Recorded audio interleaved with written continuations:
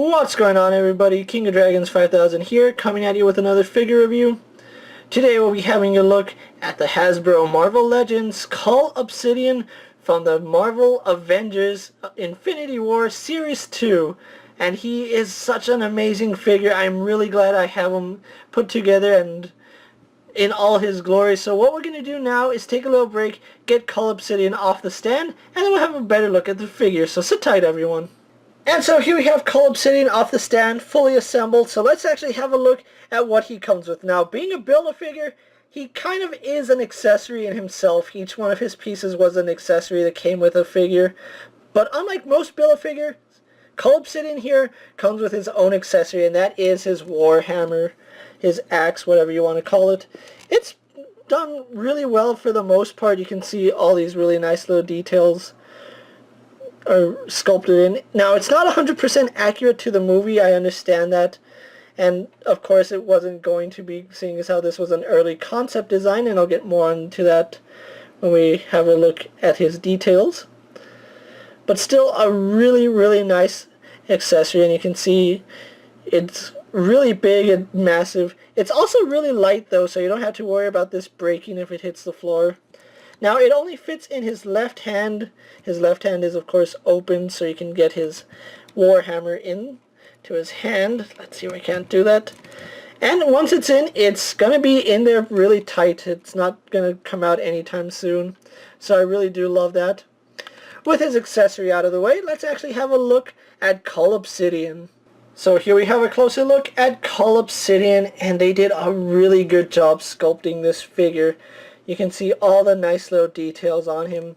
His head has all these cool ridges on them. If the camera will focus on them. But yeah, just overall really nice details. You can see it's painted really well. I want to say he's like this brown olive color, and then they just added all these effects onto him. But it looks really nice. You can see his eyes are just those pitch black little dots with yellow little pupils. He looks really menacing. He kind of has a goatee going there. His ears are right here. You can see there is a seam right here, and that's just to make his horns or crest soft. Now, he is a concept design figure. Now, if you don't know what that means, it's like the Hasbro 3-pack Civil War Spider-Man, where it didn't quite match the movie. This is actually a concept figure design, and this was what Cull Obsidian was going to look like in Avengers Infinity War until they decided to change his design, so he wore more of an armored suit. But you can see how much detail went into sculpting this figure. His shoulder right here has a lot of nice little scales, same with his bicep, and you can see they get larger on his, I don't know what piece of muscle that's supposed to be. You can see his triceps have these tusk spikes coming out of them, so that looks really cool. He has some armor going down his spine right here. We do have this shoulder pad, which is removable. If you want to take it out, you can. I'm going to leave it on because it looks cool. It does, well, it doesn't actually hinder his articulation too much because it does rotate, because his arm doesn't get too far up because of these spikes. On this arm, you can see he does have like the silver gauntlet, I guess. This arm is missing it, but he has it right here on his hand, which is a little strange. His little loincloth is pretty well done for the most part. It's silver with a blue paint. Although it's not really blue, it's like a slate color. I really do love the shade of blue it is, though. Going down to his legs, you can see his knee pads are really nicely sculpted. He has a shin guard on his left leg, and nothing here on the right leg, although you can see just these plates are black and it looks really nice.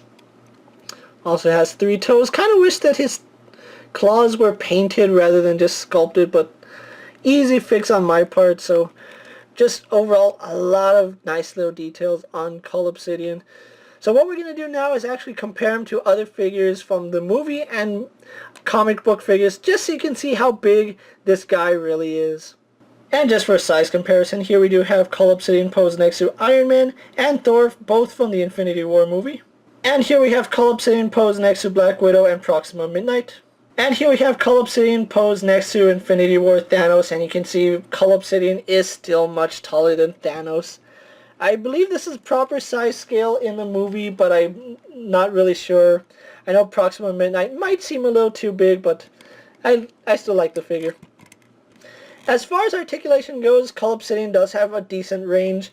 His head can look up quite a bit. He can look down. And doesn't really swivel, but his head does rotate at an awkward angle if you move it. I guess you can kind of fake a swivel, but the peg does go in at an angle. His arms are on a ball joint. They only go out to about that far, so you're not going to get the best range of movement. Do a full 360. He swivels at the bicep. He is single jointed at the elbow, and we get 90 degrees despite the fact he's such a big figure. We do get rotation in both his wrists. On his left arm we do have an up and down hinge. On his right arm we do have an in and out hinge.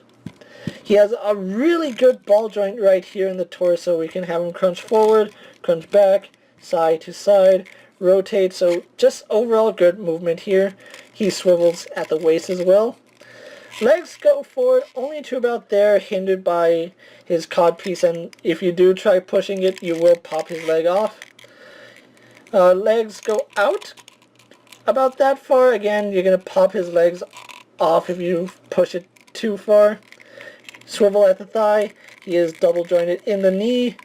I don't know why this leg just doesn't want to stay in anymore. But he does have double joints in the knee. Work really, really nicely. No boot swivel, because where would they put it? But he does have a hinge in the ankle which goes forward, back, and forward facing pin for rocker.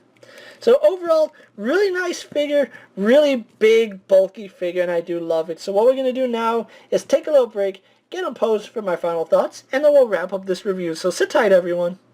And so here we have Cull Obsidian posed for my final thoughts. Overall, I really do love the way this figure came out. However, he is not 100% accurate to the movie. This is actually an early concept Cull Obsidian. In the movie, he actually wore a more armored suit than what he's wearing here, so this was an early concept figure. But it's still a really nice figure. If you're not a fan of the MCU figures, he at least looks like Black Dwarf, which is Cull Obsidian in the comics. So I'm pretty sure he can pass as either Cull Obsidian or Black Dwarf in your display. And the only way to get Cull Obsidian right now is to collect all 6 figures from the new Avengers Infinity War series, And together they are going to run you about $140, but it's a really good price considering that all the figures are really nice, and Cull Obsidian is such a nice build-a-figure. I'm really glad I have him in hand. With that being said, guys, I'm KingofDragons 5000. Don't forget to like this video, leave a comment, subscribe to my channel, go check out all my other action figure reviews, as well as all my Marvel Legend videos. Hopefully you find them informative.